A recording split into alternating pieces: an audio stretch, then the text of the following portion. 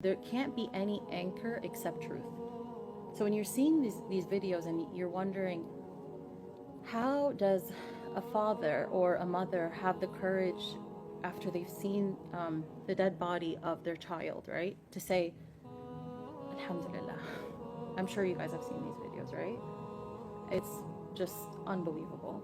I mean, I saw a video of a man who was a doctor. I think this went viral. He was looking for his son, and he saw his son, and he was one of the doctors helping, and he saw his son.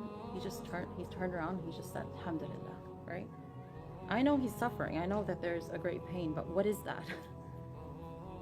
That's the strongest anchoring in truth.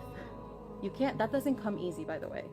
You think you can easily say something. If it's not your truth, you will never be able to say it. If it's not your truth in the easiest of times, you will never be able to say it in the hardest of times. This is why, you know, the shahada, like how we say, like, you know, may Allah allow us to say the shahada in our last moments, right? To bear witness to the truth. You know, we know from Islam, and we know that not everyone gets to say it, right? You will only be able to say in that there's nothing harder than those moments of death. You'll only be able to say what was true in your heart. You can't bear witness to truth if it wasn't a truth you lived by. These people are special.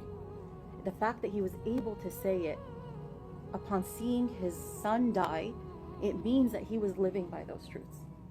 So Allah's using them as an example to all of us. He is really using them. And I saw countless, you know, messages of Palestinians saying, we're making dua for you. Because they realize we're the ones that need to wake up.